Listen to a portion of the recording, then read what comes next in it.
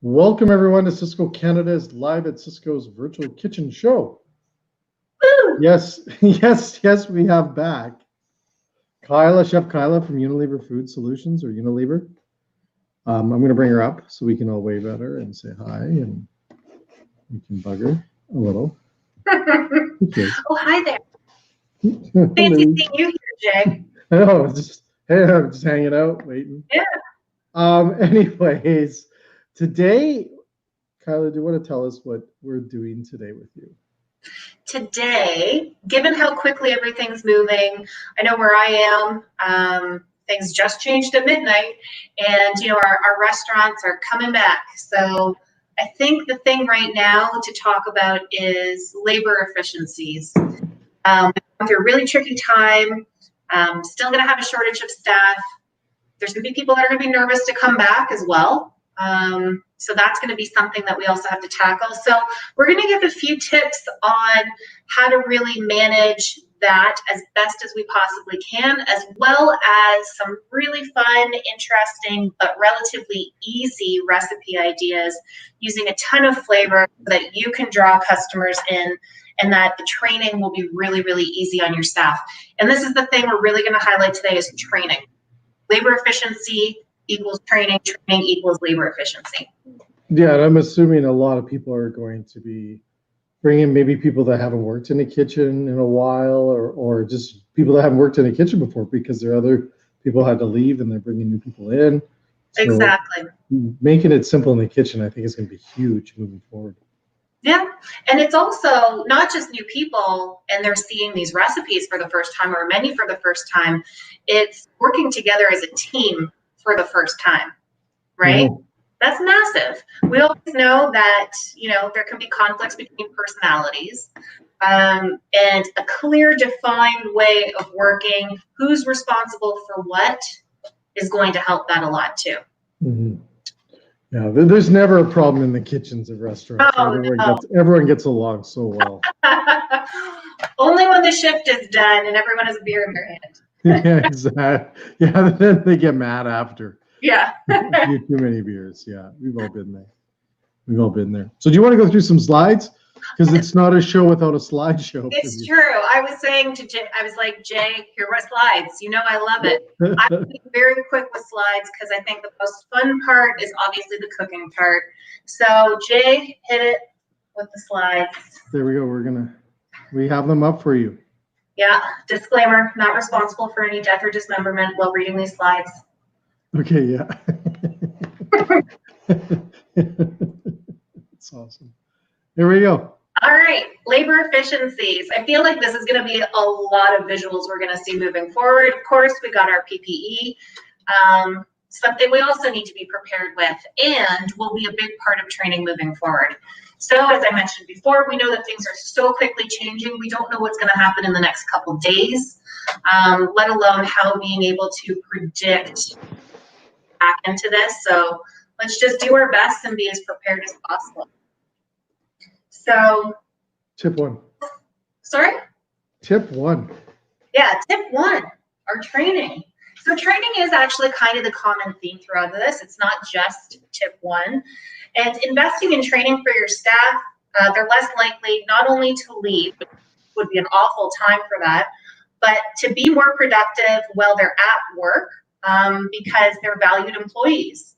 And you're putting them also on that path for professional growth, right? So this is kind of the same thing we've been saying even before being locked down into quarantine, shutting down our operations, finding good labor, retaining good labor, but that's more important now than ever.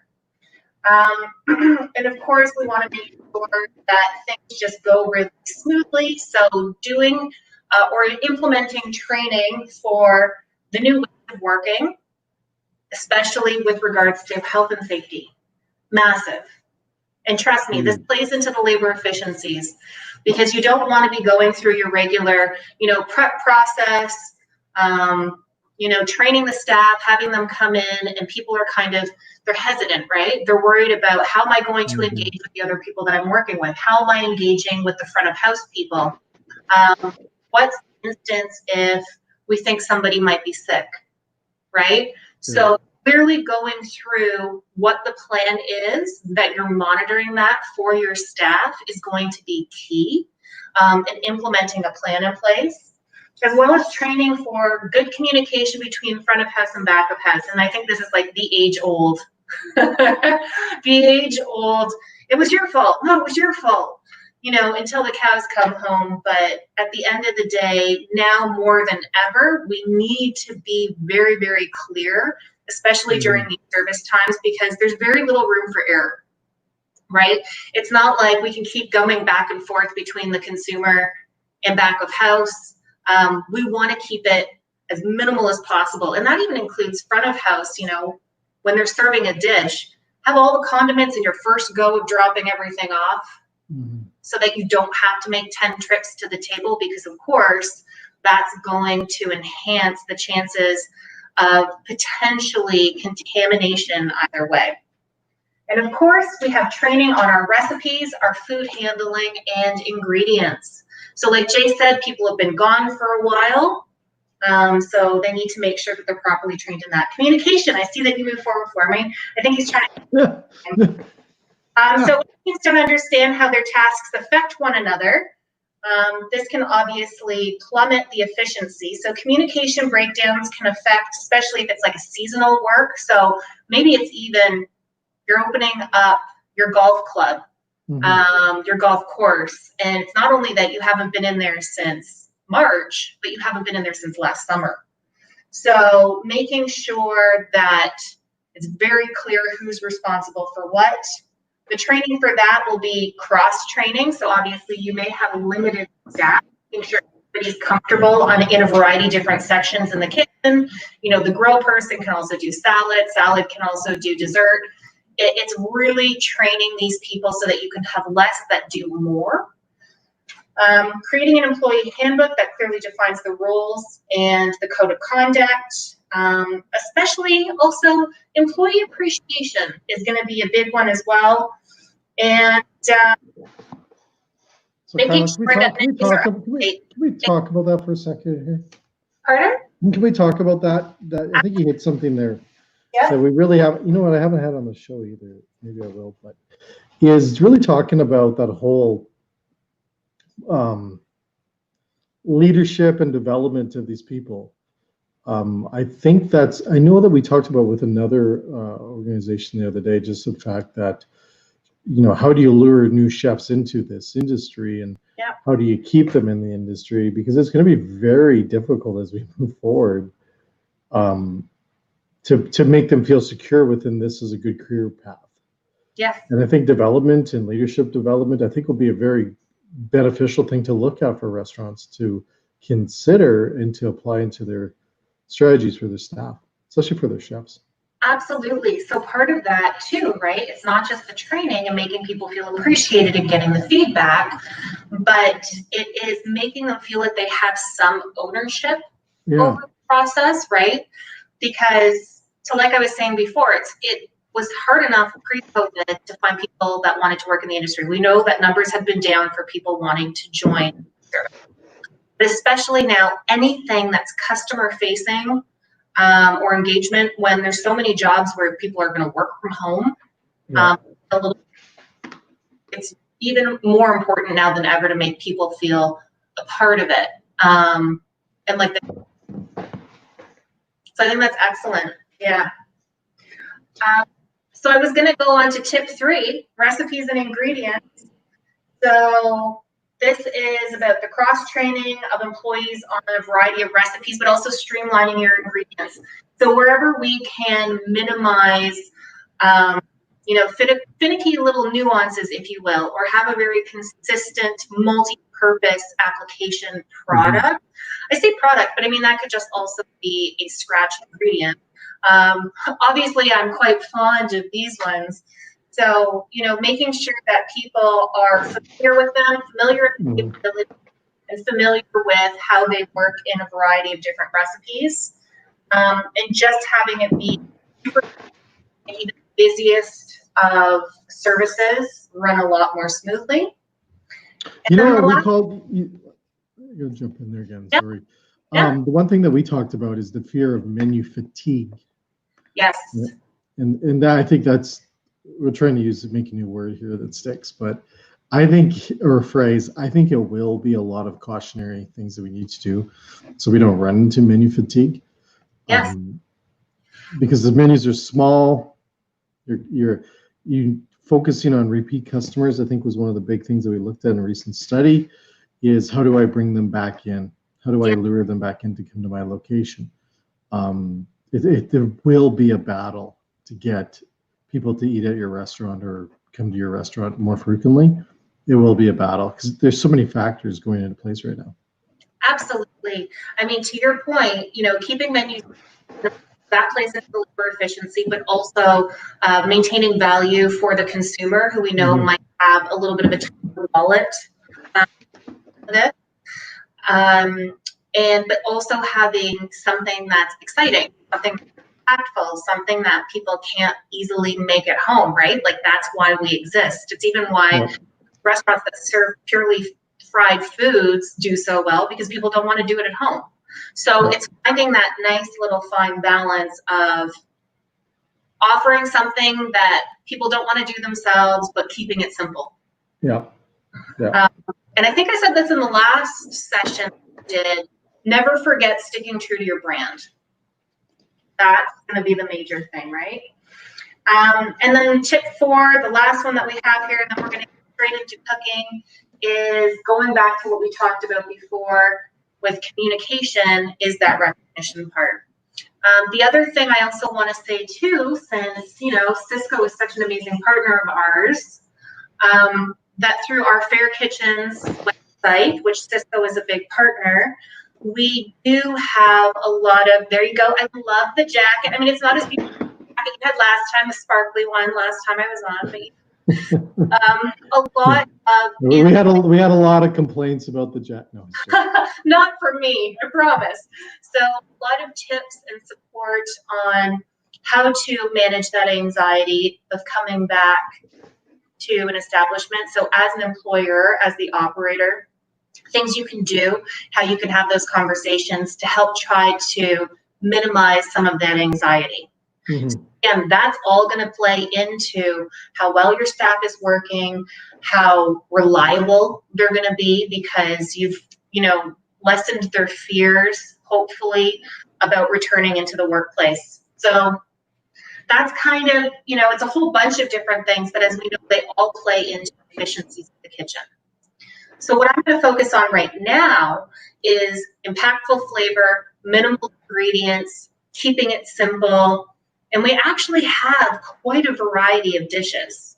So the first one that I'm going to do, because I'm still a really big fan of green bowls, salad bowls, and I think that there's also going to be a rise, got to get your summer bod. How are you going to go from COVID bod to summer bod?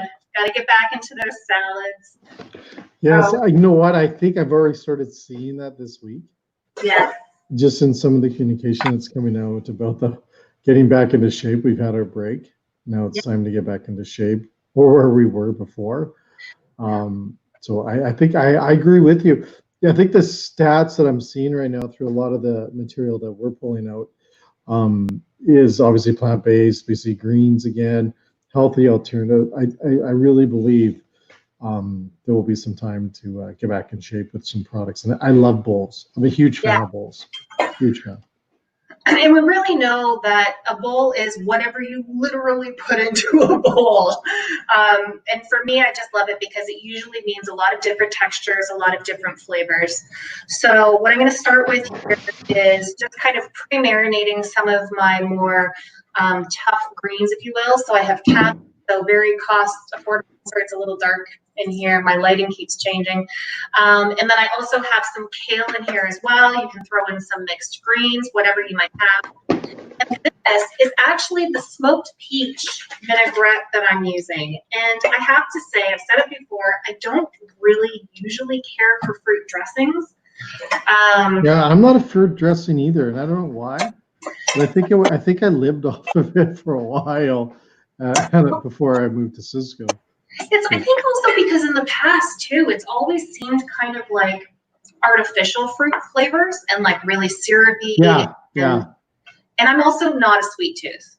Like I will take French fries any time of the day over ice cream, cake, doesn't matter. So you're a creamy dressing kind of person? Sometimes. I mean, I'm good with vinaigrettes too.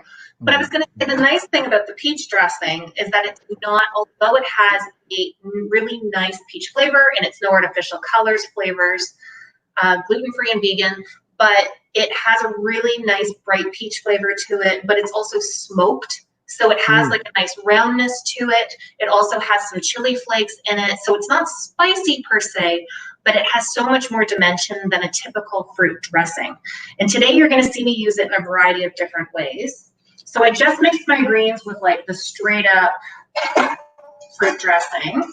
And then what I'm going to do here is I make blackening spice mix. It's also easy to make your own if you want to do some cayenne, paprika, cumin, maybe some coriander, some thyme, garlic powder, onion powder, but you can buy them pre-done as well. And I find that's really nice contrast to the fruit too, is to kind of get more of that smokiness in there. And my bad, I'm just reaching into the fridge here. Shrimp. So I'm gonna use some shrimp here. Obviously, whatever protein you want. I did blackened salmon the other day on top of my salad. So I'm gonna mix up my shrimp and I'm going to add some of my dressing, my peach dressing that I just had right in there. So you can imagine like that nice blackened smoked mixture. Then you also have the peach dressing. And now have you ever had roasted peaches? Pardon? Have you ever had roasted peaches? With burrata? Sure have. I was gonna say roasted, like that smoke and that roasted and that caramelization of the peach. Yes, absolutely. That's the beauty of it, right? We don't roast enough. Also, grilling fruit. Yeah, we don't roast Grilling enough. fruit is an amazing way. It also has a beautiful visual to it. And of course, you know, a lot of the stone fruits can tolerate that. There's actually a really lovely pizza or flatbread that I make. You can actually mix some of the dressing with a little bit of creme fraiche, throw it on the flatbread, and then like grilled stone fruit, again, the burrata, pickled red onions, greens. It's like, sorry, Jay, there's no butter in there. I know how much you love butter. No, we've been banned from butter in the house. But I do want to just talk about, like, I know it's kind of, we're joking about grilling fruit, but here's the thing, is that by just grilling some of those things for restaurants, when you're putting different, I'm not a huge fan of garnish on a plate, but let's say you do, and you just put a peach, you sliced it and you put it on the grill, and you let it caramelize, and you put that on the side with that beautiful orange color, the caramelization, those colors, it ups the value of your plate with very little effort. And that we saw it in the past through all these different economic times and problems that I remember putting grilled peppers instead of tomatoes. Remember when tomatoes went through the roof a long time ago in price? Like they were like, I remember restaurants were stopped putting tomatoes on the burgers because it's so expensive. That we were talking about, what about red peppers, grilled red peppers? And the value was through the roof. Yeah. And so sometimes that's, I mean, to your point, it's just a cooking technique that can make a world of difference. It's the visual, the value. How you describe it on the menu can make massive difference. Yeah, we don't grill enough fruit. I remember having one chef grill apples and all these different things. It's just a cool way of a garnish or just a little bit of sweetness on the side after you have your meal. Yep. Love it. So we're finishing. So next show we're doing grilled peaches. Yeah, okay, promise. From your balcony. We'll include peaches at some point on this show. Yes, from your balcony. Yeah, but then you get to hear all the street noises out there. So we have our bowl that we're starting to build already. This is how easy it is. So I have the tossed greens with the dressing, and that's the only place I put the dressing. I have prepared rice here. Love rice. I mean, just because whether it's leftover, doing a stir fry when it's all dried out, or having it in a bowl like this, just perfect. Dressed on this that it will seep into some of the grains as well. Of course, you can use quinoa if you want. Still really popular. I'm also going to do some shredded carrot. So So, So there's an example there. Just shredding the carrot. So easy. Grilled corn.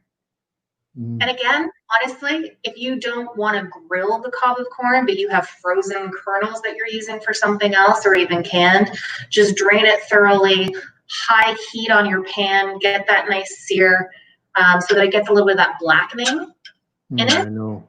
And you get that nice. Watermelon. Oh my God. When I was cutting this up earlier, it was the first time I had had watermelon in a year. It is so amazing. And especially the watermelon with the peach. And if you had mint pieces, which is really lovely flavor. What I find too is it might seem odd, but sometimes when you have these fruit vinaigrettes and you toss fruit in it, I find that the acids and the vinegars in the dressing elevate the natural flavors in the fruit.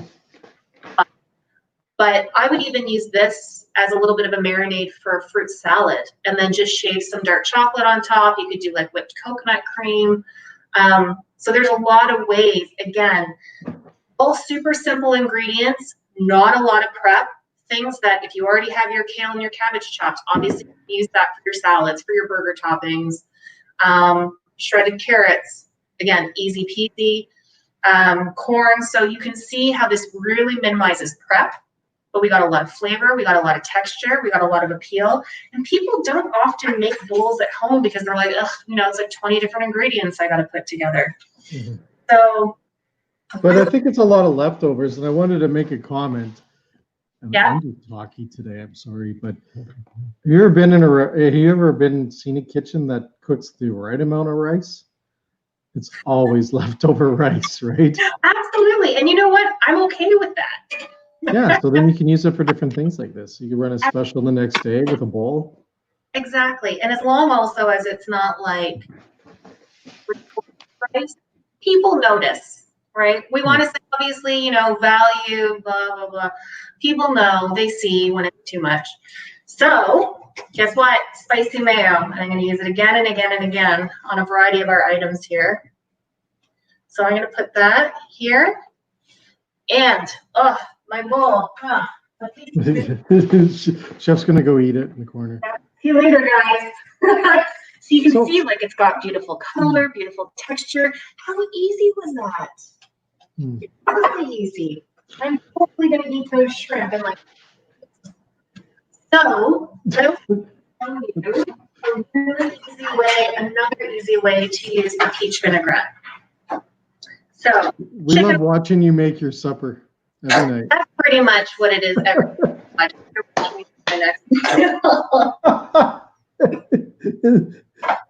I hope you enjoy that bowl later. The hardest thing is it'll be waiting to have that. Like it's either that or an early bird supper.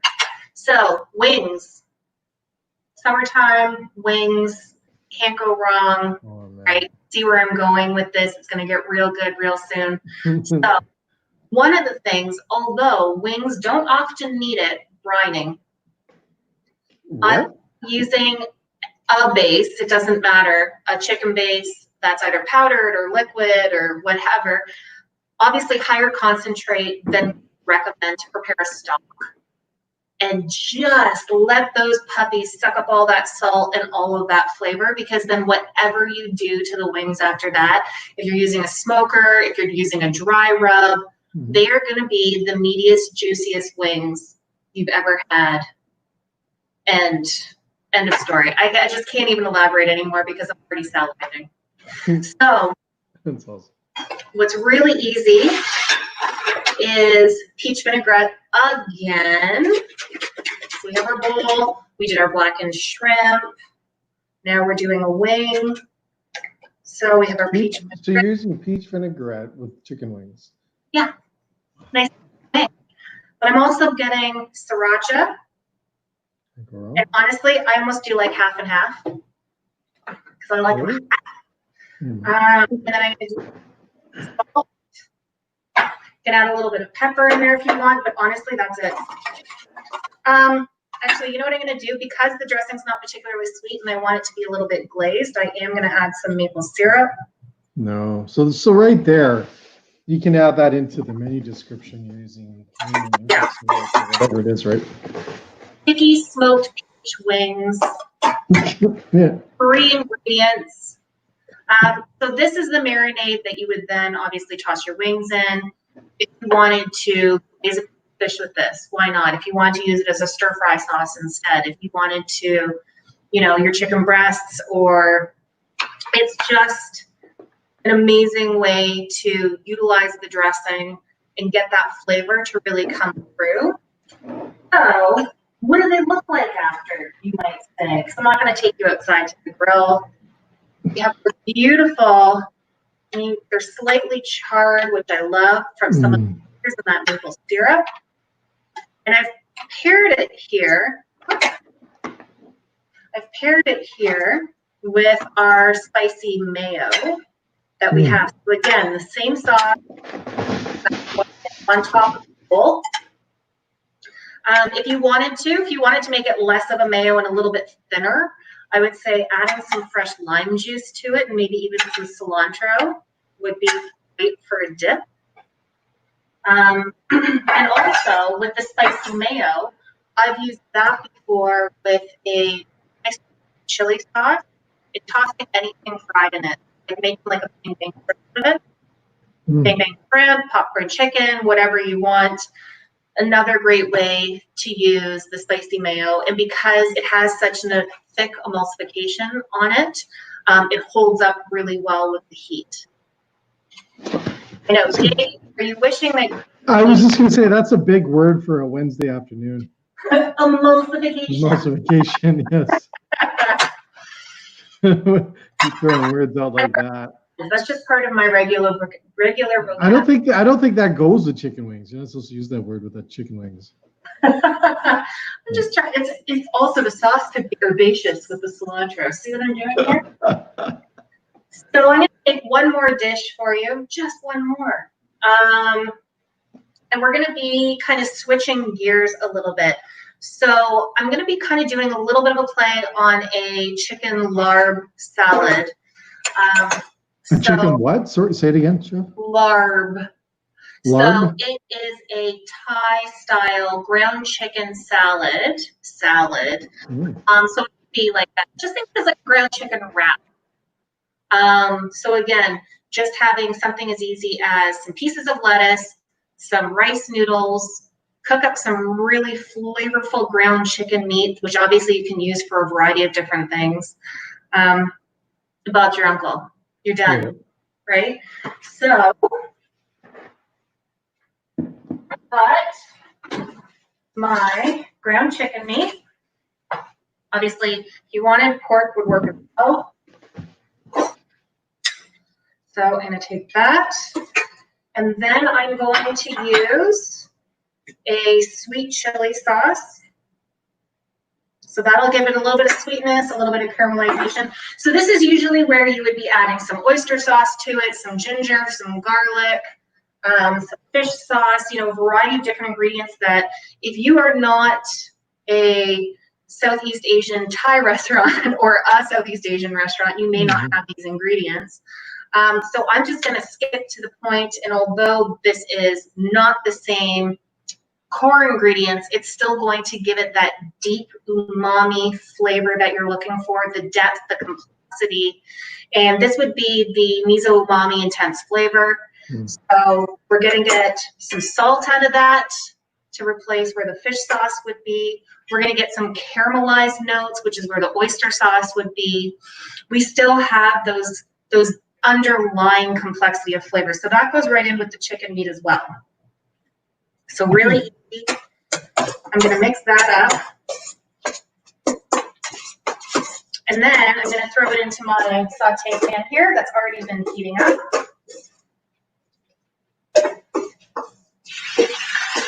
Ah, yeah, the sizzle. I love it. So you mix the sauce with the chicken before you cooked it? Sorry, what was it? It's very sizzly over here. What was that? Sorry, the sizzle. You mixed it prior to cooking the chicken. So it's raw chicken? Are you going to show me? No. Nope. Okay. Okay. One more time. I said the chicken was raw, and then you Yeah. mix the sauce with it, and then you cook it. So you don't Correct. cook it, then add the sauce. Right. Correct. Why I is that? added it to the raw meat, and I'm cooking it all together. Why is that, Chef? Well, because I didn't have to add that extra step. Okay. I don't know. I don't know some people do it before, some do after. The two ingredients that I included in here can tolerate the heat for the amount of time that it takes to cook the ground chicken. Oh, okay. So having all those flavors together. But again, we're talking about labor efficiency. How can we streamline these recipes? The other thing too is whenever there's sugars in something. So in the Thai chili, the Asian chili sauce we use, and the intense flavor, having the sugars in there as the meat's cooking is going to give it like a nice crispy crust to it, which for me is one of my favorite things about cooking any type of meat, is getting that slightly sugared, caramelized crispiness on the edge of it. Oh, yeah.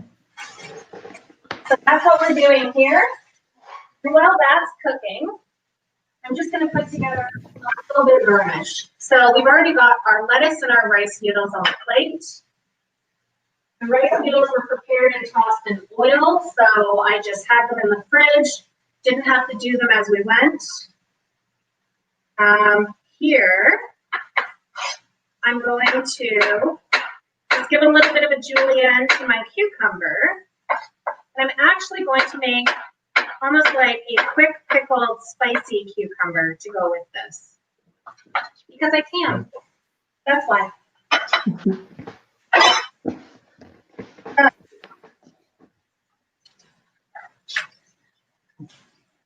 Chicken's still cooking, good. So we're gonna add a little bit of our maple syrup.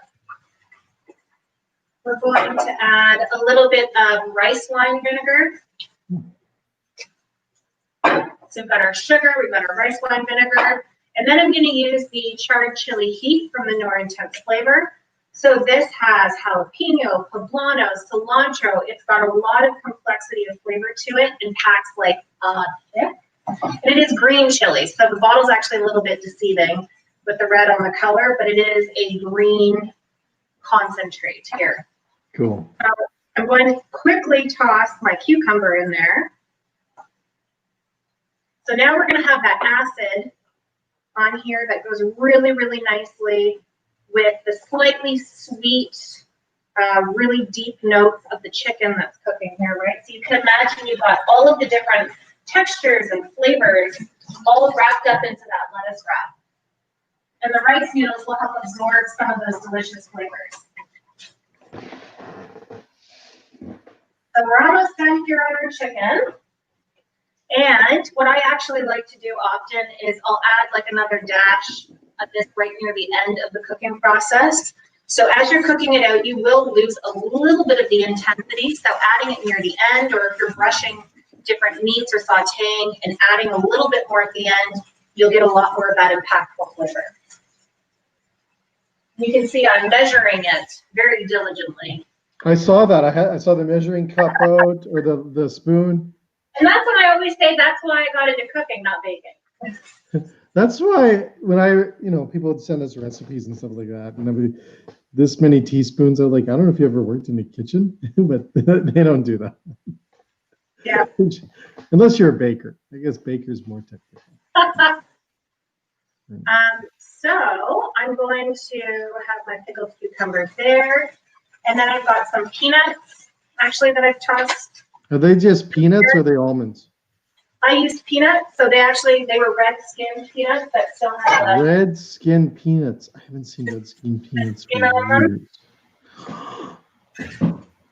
It's also a lot more traditional, I think, using peanuts instead of almonds for Southeast Asian cooking. Or East Asian cooking. Red-skinned peanuts are beautiful. See the color? Sorry? The red-skinned peanuts, the color, beautiful. Yeah, so I mean, on the inside, it's obviously And inexpensive, yeah. Like that, yeah, yeah. Well, that goes back to, remember what we said last show? That the color that I met with this lady at the Restaurants Canada show, the foodologist said that the colors this year were going to be brown, Yes. right? And that's a very woody color. Well, that is it right there. Boom.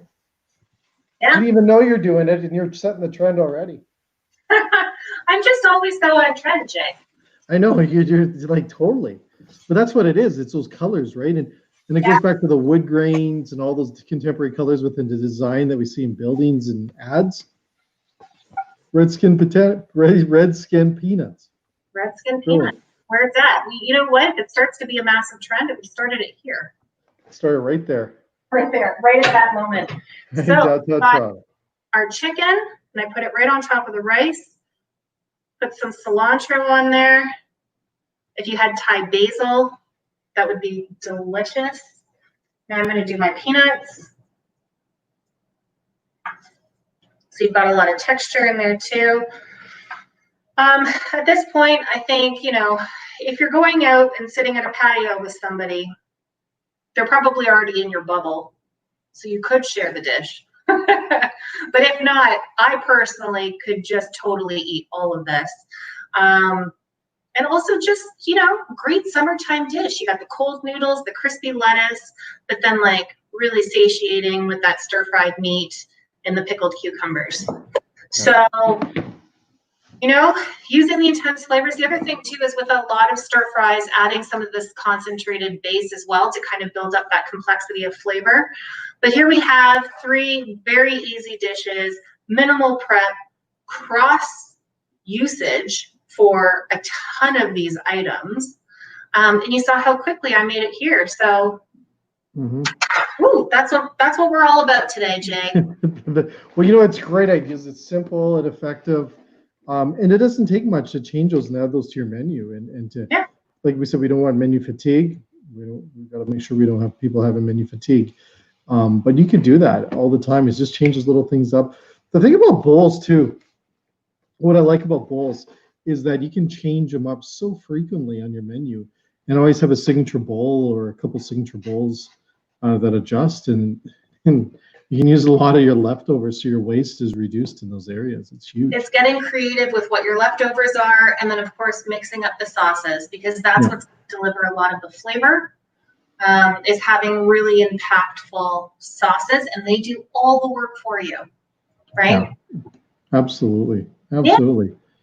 Well, thanks again, Chef, and thank you. We're going to bring more ideas and more stuff like this. We're having you back, I believe. Yeah. We're going to grill a peach or two. I'm going to hold you to that. And more ideas from Unilever and all the great things. And they can go to your website, unileverfoodsolutions.ca. I'm going to put it on the screen. Check it out. Amazing stuff on there. Plus, also, if you're having a little bit of a hard time, check out the Fair Kitchen stuff as well.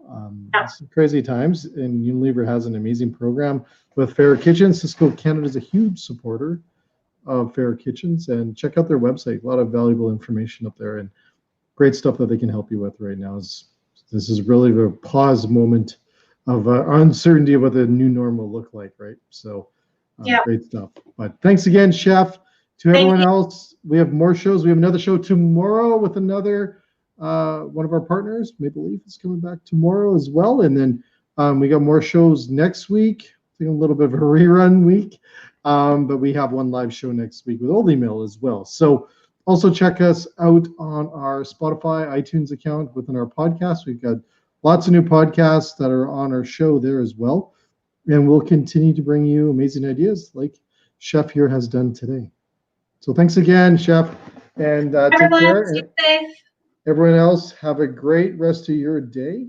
And we'll see you in 1 day. We'll see you back. Thanks again. Take care. Bye-bye.